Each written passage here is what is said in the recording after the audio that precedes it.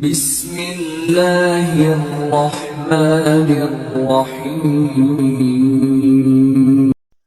جب فرعون نے کسی صورت میں بھی غرور و تکبر نہ چھوڑا تو اللہ تعالیٰ نے چند امتحانات میں ان کو مبتلا کر دیا۔ ان کے کھیتوں میں غلہ نہ ہوا، درختوں پر پھل نہ آئے، کھجور کے درخت پر ایک ہی کھجور لگتی۔ یہ اس لیے تھا تاکہ وہ عبرت حاصل کریں۔ جب یہ خوب سرسبز رہتے، غلہ خوب ہوتا تھا تو کہتے تھے کہ ہم اس کے مستحق ہی تھے، اور اگر قحط ہوتا تو بھوکے مرتے اور کہتے کہ یہ موسیٰ اور اس کے ساتھیوں کی نحوست ہے۔ ابن کثیر۔ اللہ تعالیٰ نے جواب دیا کہ ترجمہ: یاد رکھو ان کی نحوست اللہ کے علم ہے، لیکن اکثر لوگ نہیں جانتے۔ اور حضرت موسیٰ علیہ السلام جیسی ہی عجیب بات ہمارے سامنے لاؤ اور اس کے ذریعے ہم پر جادو چلاؤ، تب بھی ہم تمہاری بات ہرگز نہیں مانیں گے۔ تو اللہ تعالیٰ نے پے در پے یوں ہے۔ سورہ الاعراف رکوع نمبر 5 میں اللہ تعالیٰ ارشاد فرماتے ہیں، جس کا ترجمہ کچھ یوں ہے: پھر ہم نے بھیجا ان پر طوفان اور ٹڈی اور چچڑی اور مینڈک اور خون اور بہت سی نشانیاں جدا جدا کر کے، پھر بھی وہ تکبر کرتے رہے۔ وہ لوگ گنہگار، اور جب پڑتا کوئی خدائی عذاب ان پر تو کہتے: اے موسیٰ، دعا کر کے ہمارے لیے اپنے رب سے جیسا کہ اس نے بتا رکھا ہے تجھ کو، اگر دور کر دیا تو نے ہم سے یہ عذاب تو بے شک ہم ایمان لے آئیں گے تجھ پر اور جانے دیں گے تیرے ساتھ بنی اسرائیل کو۔ اس آیت میں قوم فرعون پر 5 قسم کے عذابوں کا ذکر ہے، اور ان کو اس آیت میں آیات مفصلات فرمایا ہے، جس کے معنی حضرت عبداللہ بن عباس رضی اللہ تعالیٰ عنہ کی تفسیر کے مطابق یہ ہے کہ ان میں ہر عذاب ایک معین وقت تک رہا، پھر موقف ہو گیا اور کچھ مہلت دی گئی، اس کے بعد دوسرا اور تیسرا اسی طرح الگ الگ ہو کر ان پر آیا۔ ابن منظر نے ابن عباس رضی اللہ تعالیٰ عنہ کی روایت سے نقل کیا ہے کہ ان میں سے ہر عذاب قوم فرعون پر 7 روز تک مسلط رہتا، ہفتہ کے روز شروع ہوتا، دوسرے ہفتے کے دن رفع ہو جاتا، اور پھر 3 ہفتوں کی ان کو مہلت دی جاتی تھی۔ جب قوم فرعون پر پہلی مرتبہ عذاب آیا تو وہ قحط کا تھا اور حضرت موسیٰ کی دعا سے رفع ہو گیا، مگر یہ لوگ اپنی سرکشی سے باز نہ آئے تو موسیٰ علیہ السلام نے دعا فرمائی: اے میرے پروردگار، یہ ایسے لوگ ہیں کہ عذاب قحط سے بھی متاثر نہ ہوئے اور معاہدہ کر کے پھر گئے، اب ان پر ایسا عذاب مسلط فرما دیجیے جو ان کے لیے دردناک ہو اور اس قوم کے لیے ایک واعظ کا کام دے، بعد میں آنے والوں کے لیے درس عبرت بنے۔ تو اللہ تعالیٰ نے پہلے ان پر طوفان کا عذاب بھیجا۔ نزدیک طوفان سے مراد پانی کا طوفان تھا۔ قوم فرعون کے گھروں اور زمینوں کو طوفان کے پانی نے گھیر لیا، نہ کہیں بیٹھنے کی جگہ رہی اور نہ ہی کہیں زمین پر کچھ کاشت کرنے کے لیے۔ اور عجیب بات یہ تھی کہ قوم فرعون کے مکانات اور زمینوں کے ساتھ بنی اسرائیل کے مکانات اور زمینیں تھیں، لیکن بدستور خشک تھیں، کہیں طوفان کا پانی نہ تھا۔ اس طوفان سے گھبرا کر قوم فرعون نے موسیٰ علیہ السلام سے التجا کی کہ اپنے پروردگار سے دعا کیجیے کہ یہ عذاب ہم سے دور فرما لیں، ہم ایمان لے آئیں گے اور بنی اسرائیل کو آزاد کر دیں گے۔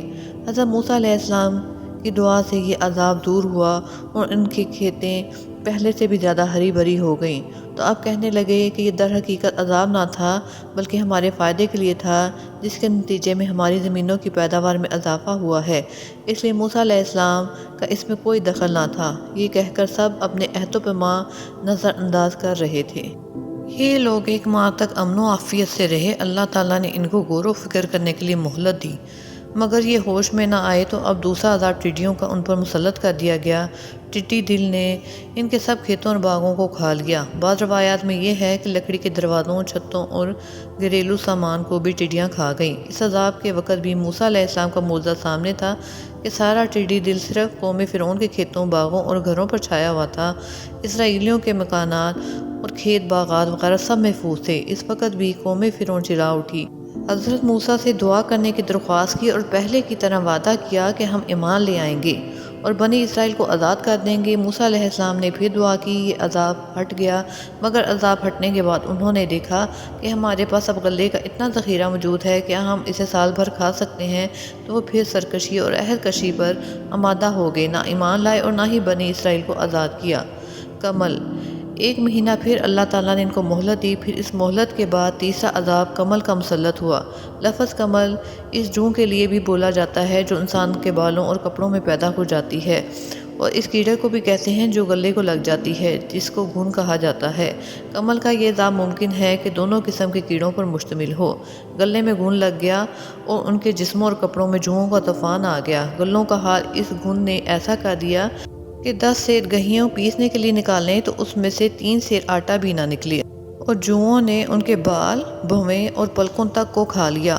آخر پھر قوم فرعون بلبلا اٹھی اور موسیٰ علیہ السلام سے فریاد کی کہ اب کی مرتبہ ہم ہرگز وعدہ سے نہ پھریں گے، آپ دعا کریں۔ آپ علیہ السلام کی دعا سے یہ عذاب بھی ٹل گیا، مگر جن بد نصیبوں کو ہلاک ہی ہونا تھا وہ کب عہد کو پورا کرتے، عافیت ملتے ہی سب کچھ بھول گئے اور منکر ہو گئے۔ مینڈک کا عذاب۔ پھر 1 ماہ کی مہلت ایسی آرام و راحت کے ساتھ ان کو دی گئی، مگر اس مہلت سے بھی انہوں نے کوئی فائدہ نہ اٹھایا، تو چوتھا عذاب مینڈکوں کا ان پر مسلط کر دیا گیا۔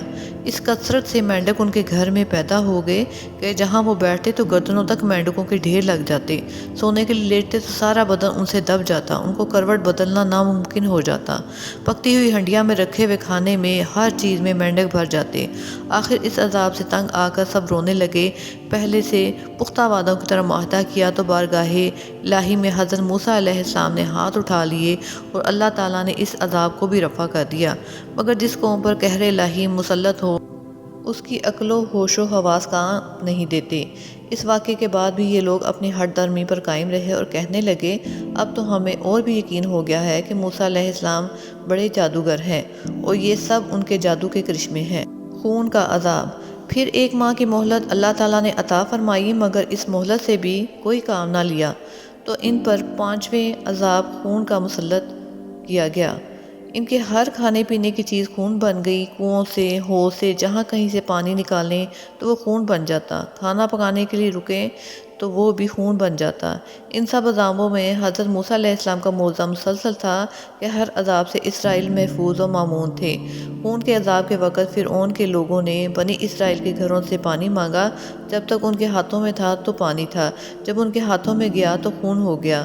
ایک ہی دسترخوان پر بیٹھ کر قبطی اور اسرائیلی کھانا کھاتے، جو لقمہ اسرائیل اٹھاتا وہ اپنی اصل حالت میں ہوتا اور جو لقمہ یا پانی کا گھونٹ قبطی کے منہ میں جاتا خون بن جاتا۔ یہ عذاب بھی بدستور 7 روز تک رہا۔ بالآخر یہ بدکار اور بدعہد قوم چلا اٹھی، موسیٰ علیہ السلام سے فریاد کی، پہلے سے زیادہ پختہ وعدے کیے تو آپ ان پر ایک مرتبہ پھر رحم کرنے لگے، شاید اس مرتبہ یہ قوم سدھر جائے۔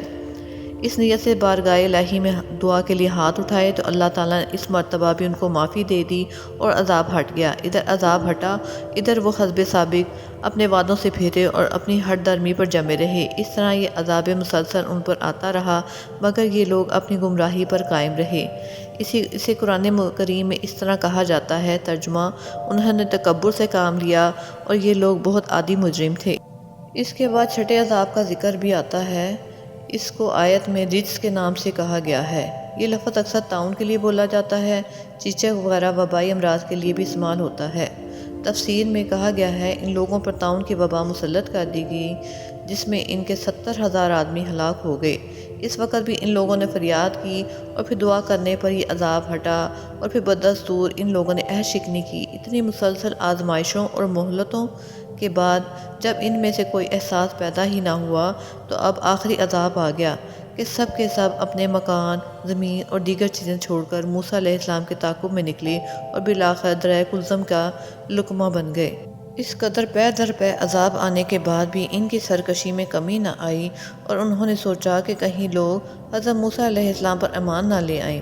فرعون اس پروگرام کو لے کے اپنی قوم کو اپنی طرف متوجہ کرتا رہا کہ میں قوم میں تنہا مصر کا مالک ہوں، میرے باغات، محلات میں نہریں جاری ہیں۔ پھر موسیٰ علیہ السلام اس کے ساتھیوں کو دیکھو جو فقراء اور ضعیفہ ہیں، اور موسیٰ علیہ السلام کی تو یہ حالت ہے کہ وہ ما فی ضمیر صحیح طور پر لوگوں پر واضح نہیں کر سکتا۔ اب فیصلہ تم لوگ خود کرو کہ ہم دونوں میں سے کون سا بہتر ہے، جیسا کہ ارشاد باری تعالیٰ ہے۔ ترجمہ: میں ہی اس سے بہتر ہوں جس کی کوئی عزت نہیں اور نہ وہ صاف طور پر بول سکتا ہے۔ اگر یہ اپنے دعوے میں سچا ہوتا تو ان پر سونے کے کنگن گرتے یا فرشتے پر باندھ کر نازل ہوتے، لیکن ایسا نہیں، اب فیصلہ تم خود کر لو کہ کون بہتر ہے۔ اور فرعون بادشاہ تھا، اس کا رعب اور دبدبا تھا، اس بنا پر موسیٰ علیہ السلام پر ایمان لانے والے لوگ بہت کم تھے۔ آپ علیہ السلام پر صرف بنی اسرائیل، عموماً آل فرعون اور فرعون کی بیوی، فرعون کا خازن اور خازن کی بیوی ایمان لائے تھے۔ ابن کثیر۔ حضرت موسیٰ علیہ السلام نے اپنی قوم کو اللہ پاک پر بھروسہ کرنے کی تلقین کی، اور اللہ پاک نے موسیٰ علیہ السلام پر وحی نازل کی کہ اپنے گھروں کو قبلہ رخ کر کے نماز ادا کرو۔ ابن کثیر میں لکھا ہے کہ جب فرعون اور اس کی قوم کی طرف سے گرفت بہت بڑھ گئی تو کثرت صلاۃ کا حکم دیا گیا۔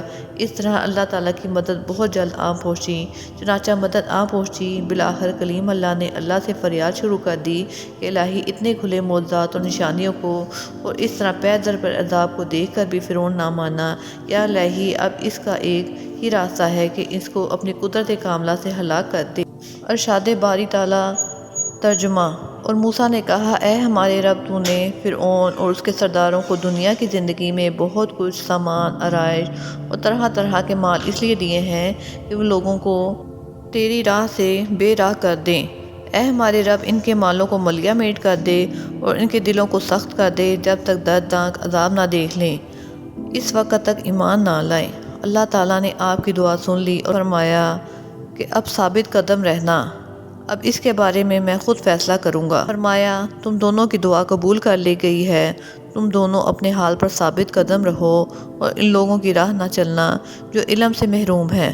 حضرت موسیٰ علیہ السلام دعا کرتے تھے اور حضرت ہارون علیہ السلام اس پر آمین کہتے تھے۔ کہا جاتا ہے کہ اس دعا کے 40 سال بعد فرعون ہلاک ہوا، اور بعض کہتے ہیں کہ 40 دن بعد ہلاک ہوا۔